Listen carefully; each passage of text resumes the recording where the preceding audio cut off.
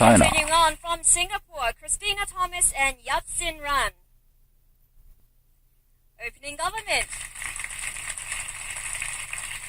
And next, students from Japan, Sota Mitsuhashi and Yuriko Nishikawa.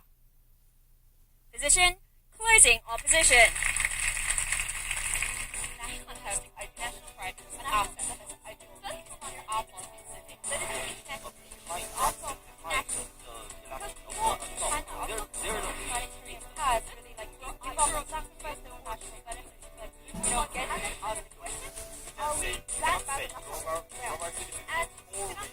Okay, those were your 8 students. Time now to meet our 3 adjudicators. First, Professor Joshua Park, member of the Executive Committee of the World Schools Debating Championships. Next, Michael Dunn-Gokshin from England, former #1 ranked debater of the World Universities Debating Championship. And we're also joined by Professor Teparis Sinamgan from Thailand, convener of the World Universities Debating Championship. And last but not least, we're also joined by 50 audience judges right here in the studio. They'll be giving continuous feedback throughout the debate in the form of green lights. When they agree with what the speaker is saying, they will turn their lights on. Okay, enough from me. Let's check out the motion for the 2017 Asian Cup. The United Kingdom left the European Union, and the U.S. declared an American first foreign policy, and many European countries are becoming increasingly hostile to refugees in order to protect their countries. The battle between globalists and nationalists has become the central axis of conflict within and across many nations around the world. Nationalism versus cosmopolitanism. What should schools teach their students in this era of globalization? This house believes that schools should teach their students to be global citizens instead of instilling nationalism.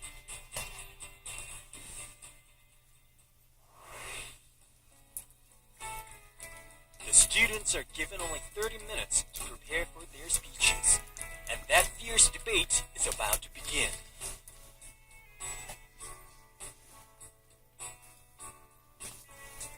It's hard to deny that the world is becoming a global village. So how should schools teach their students in order to foster global citizenship while also at the same time remaining true to their roots and national identity? Let's ask of the future leaders of the world, alright? The Prime Minister, please. We want the world to come together and not apart. We think the issue of nationalism is incredibly important, especially in today's context with the recent Brexit and Donald Trump presidency. Nationalism and all its problems that come with it make us very proud to stand on the side of global citizenship. So before we move on to our main case, let's define a couple of key terms.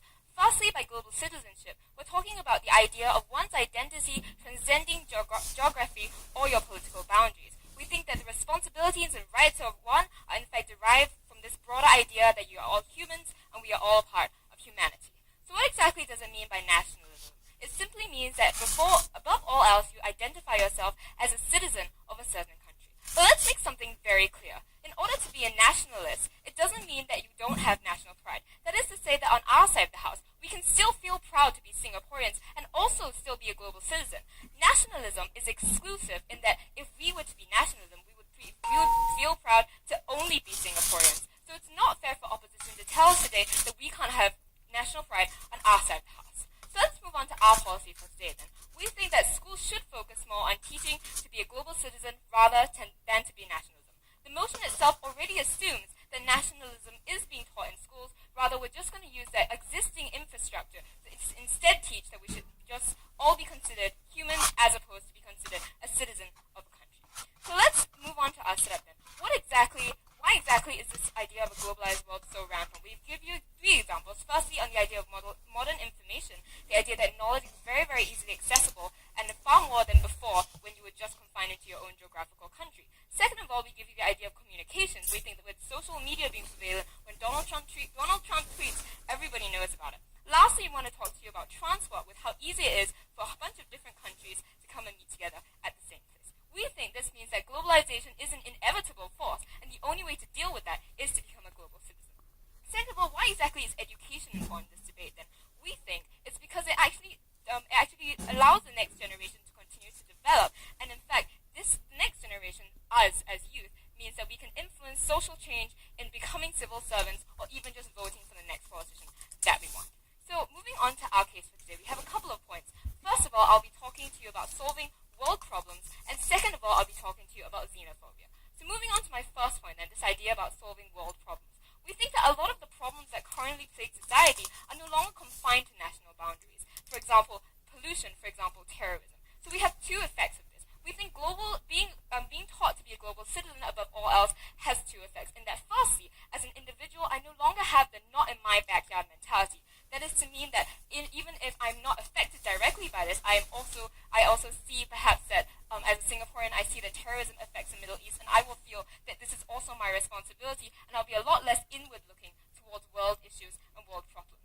Second of all, it means that as an individual, I'm a lot more responsible in that I try and solve these issues. So for example, I will donate to organizations to try and stop pollution, or even donate to organizations that perhaps try and resolve the refugee crisis. Second impact of this is a political capital you have as an individual. So first of all, as an individual, I'm able to vote. And it means that once I start caring for everyone else, because we are all humans, as opposed to differentiating based on citizenship, it means that I'm going to start voting for politicians that are a lot more internationalist, meaning that my politicians will not involve themselves a lot more on the global stage, on an international stage, and that my country will be a lot better and a lot more helpful in solving these sort of world issues. So we think the logic of this substantive applies to a whole slew of world issues. For example, we give you the humanitarian crisis that have been happening. Without this idea of global citizenship, no one else would have donated to help Japan with this Fukushima crisis. Second of all, we give you the idea of climate change, in that a lot of countries will pull out of the Paris Peace Agreement, just like Trump, because they'll feel that climate change is someone else's problem. Last of all, we give you the example of terrorism. For example, just because there's no bombings in Singapore, it doesn't mean that terrorism is not something that affects me.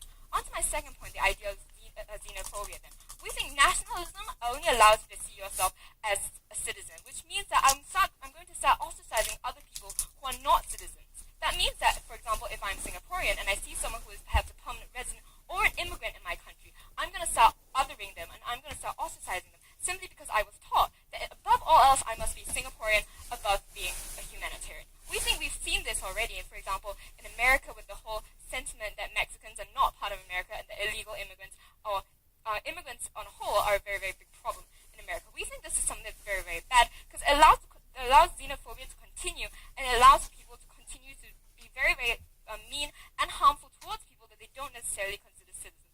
We think this is a very big problem in today's society, and for all these reasons, because we solve world issues and also because we prevent xenophobia, I'm incredibly proud to propose. Okay, that was a Prime Minister arguing for the motion, so arguing that schools should teach students to be global citizens instead of instilling nationalism. Let's see how persuasive her speech was. 40 out of 50, so 80% of the audience were in agreement with the Prime Minister. Well done. We now move on to the Leader of Opposition. Okay, so first I have three rebuttals to deliver. First, on the notion of global citizen. Firstly, our opponents define it as a kind of cosmopolitan point of view towards humanity, but we regard it as a kind of duty on a particular individual to owe the political allegiance to whom.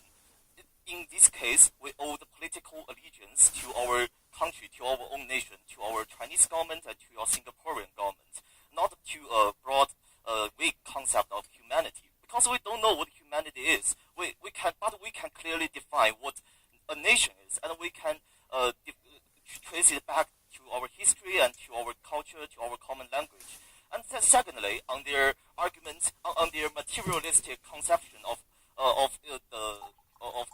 globalization, of global citizen, they're not.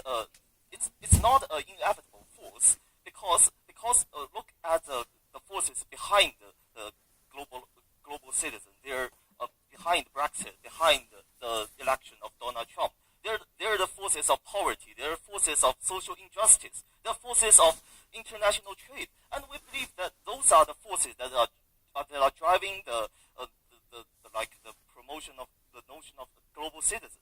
And thirdly, let's look at the so-called virtues of global citizenship. Yes.